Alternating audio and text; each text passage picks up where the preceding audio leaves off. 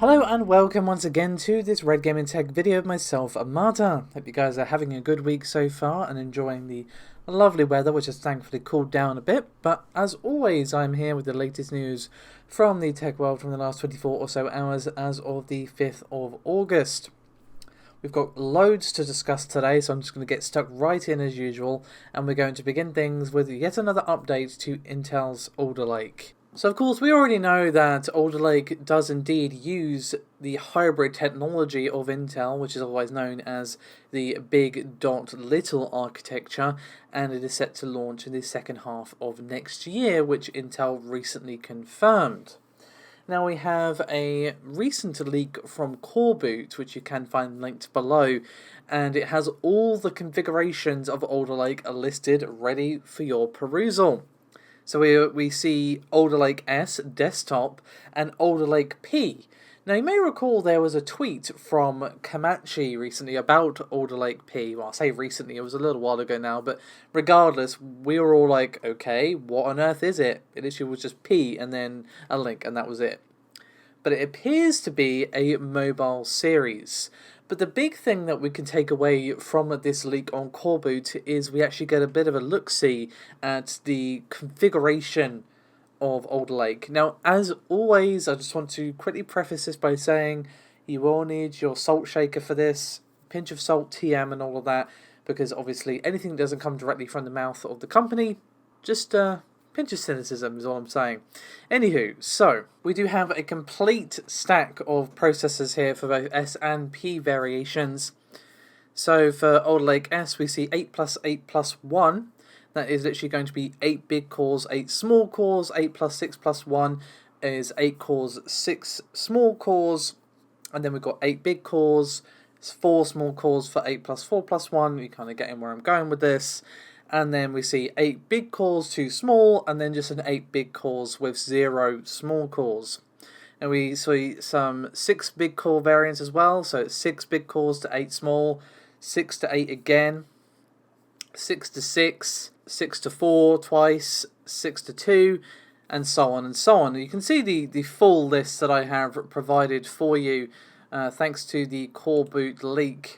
Now we do also see a little bit of information here about the code names for the GPU side of Alder Lake, and they are indeed still using the GT code names for integrated graphics, but at least all we see is that, you know, GT0, GT1, GT2, and GT1 again, so it doesn't really tell us a whole lot, unfortunately.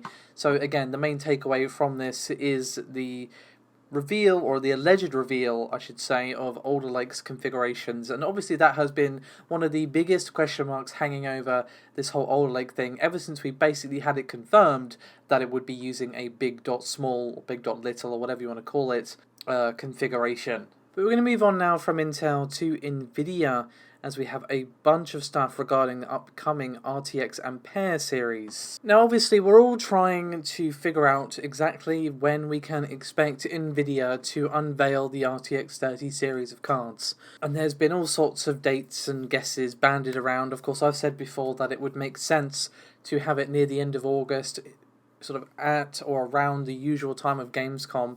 Obviously Gamescom is a digital only event this year, but Nvidia did show off the RTX 20 series a day before Gamescom officially kicked off back in 2018. So it would make sense, in my mind at least, for them to do something similar around that time for RTX 30. But of course, this is just an educated guesstimate. It's not really based on any inside information. Of course, the month of August has been spoken of by fairly reliable sources. We saw it previously on overclocking.com, and now the site My Drivers has posted an update which is claiming that Ampere is going to launch on September the 17th. Now, according to the report, we are going to be seeing RTX 3070 release a month later in October, and we are going to be seeing 3060 releasing in November.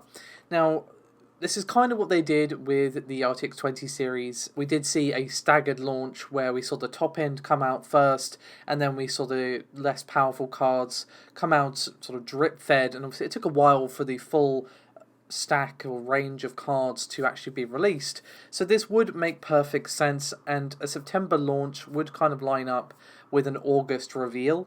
You know, Nvidia reveals it in August and then it comes out a month later. Or it couldn't even be a month, you know, if it's the end of August, around August 27th, which is when Gamescom would have been, obviously it would just be a few weeks later that we would see the launch. If it is on September 17th, again, salt shaker is definitely required. Do take it with a pinch of salt, TM. But the TLDR is, we'll see the launch begin on September the 17th, then the 3070 will come out a month later in October, and then 3060 in November. Now, interestingly, this would actually be a bit faster than how they did things for the RTX 20 series, because we did not see the 2060 release until January of 2019, after, of course, as I previously said, RTX 20 was unveiled in end of August 2018, just before Gamescom. But speaking of all things RTX, we do have yet more rumours about the end of life for the RTX 20 series. Now, you may remember last month, I think it was early last month, but don't quote me on that because I'm just kind of roughly guesstimating off the top of my head. But sometime last month, I did report that Nvidia was planning to retire their high-end RTX 20 series stack. And now we have a new report, thanks to My Drivers once again, which states that the RTX 2070 Super is now completely discontinued. Now, they also do state in the article, and of course you can find it linked below, that AIB partners have started the process of delisting their other high-end products and offering promotions on existing stock, but it does mention the 2070 Super by name as being completely discontinued. So the last batch of GPUs have been dispatched and they're not accepting any further orders. So if you have been looking and waiting for a chance to get a very good 20 series card at a pretty reasonable, cheap price, I think your time might be coming, because it will start appearing at discounted prices very soon if this report is indeed accurate.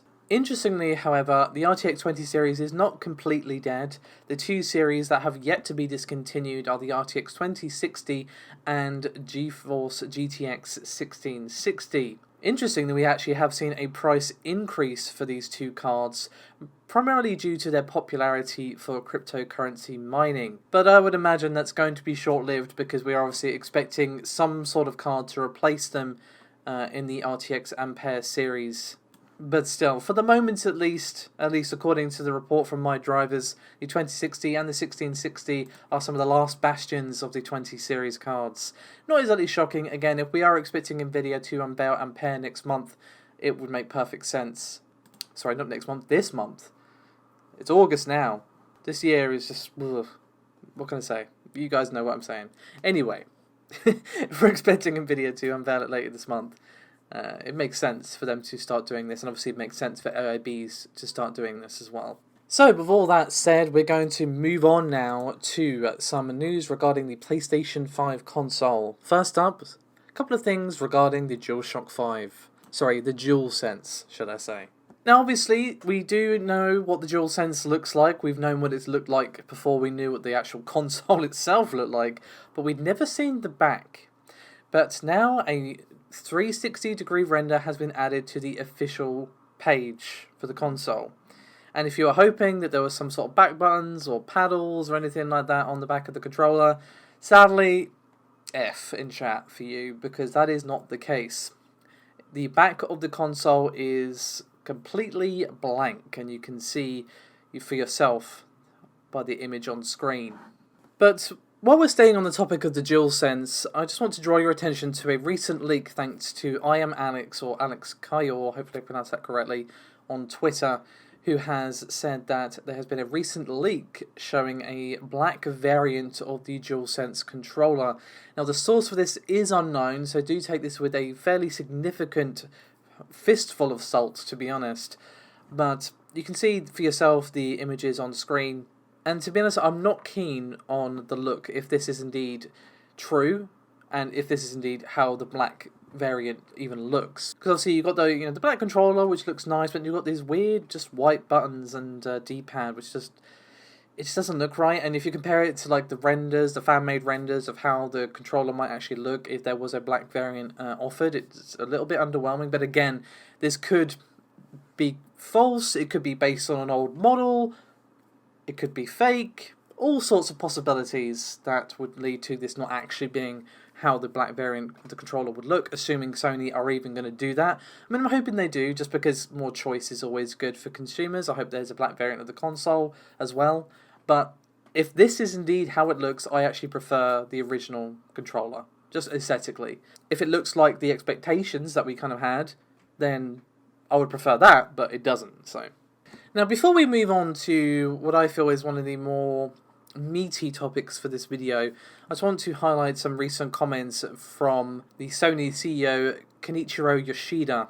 Now, this is all in a report by the Wall Street Journal, so you can of course find that linked below. And in this particular report, Kenichiro did give some insight into Sony's approach for the PlayStation 5, and judging from what he said, it seems to me like Sony wants a clear focus on hardcore, dedicated gamers.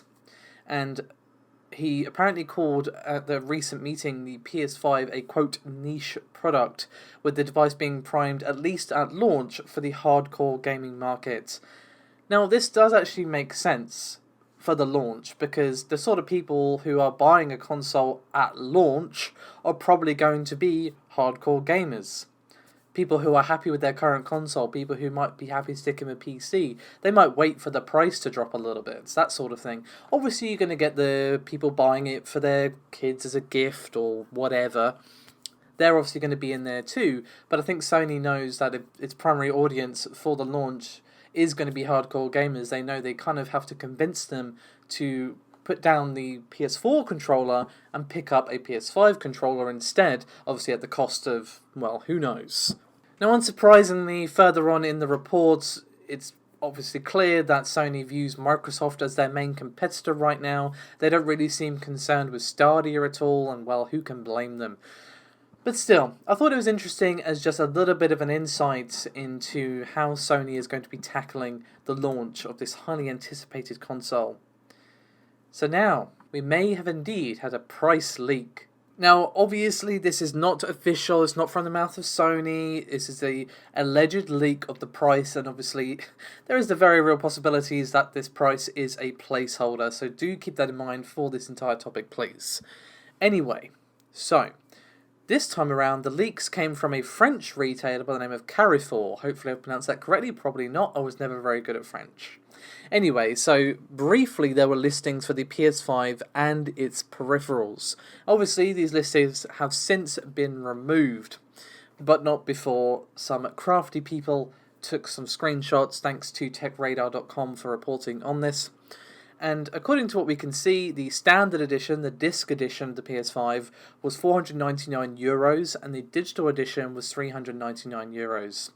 Now, the main thing that throws a massive big question mark over this entire thing is the pricing of the peripherals.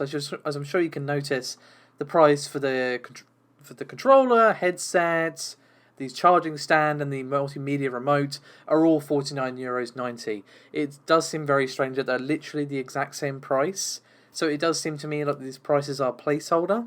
But this is kind of in line, at least for the console at least, the sort of pricing that I would expect. But obviously, we're probably going to have to wait for the much anticipated PS5 teardown event, and of course we were the ones to initially leak that, according to our sources at least, we would be seeing a PlayStation 5 teardown from Sony at some point this month.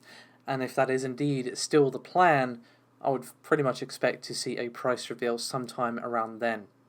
Anyway, let's move on to our final topic, and this is kind of more of a discussion, I think. It's regarding the whole Spider-Man Marvel Avengers controversy. Now, I'm sure you guys have heard the kerfuffle surrounding Marvel's Avengers, because Spider-Man has been confirmed as a PlayStation exclusive, so he will not be released in any other platform. Now, initially, I wasn't really too surprised by this because, well, Sony owned the property of Spider-Man. It makes sense. But here's where I have issues. Sony has shared details of yet more exclusivity within Marvel's Avengers, and this is where it starts to ring the alarm bells in my head that goes anti-consumer, ding, ding, ding. Anyway, they shared that there's going to be events, rewards, and 30-day early access to certain cosmetics for all heroes on the PlayStation platform. So you're going to get, alongside exclusive access to Spider-Man, you're going to get 30 days exclusive access to a legendary outfit, legendary emote, epic takedown, and nameplate for every new hero upon release, and it does include all 6 launch day heroes. So this part doesn't sit well with me at all. Yes, I know it's only cosmetic, but that doesn't change the fact that this just leaves a very sour anti-consumer taste on my tongue. Spider-Man is like, okay, you own the property, fair enough. You could have obviously shared it with the other platforms, but they decided not to. This other stuff, though, is just kind of like, really? I thought we were leaving on this timed exclusivity, carving up content, DLC being exclusive to certain platforms behind us. Apparently not. Apparently not.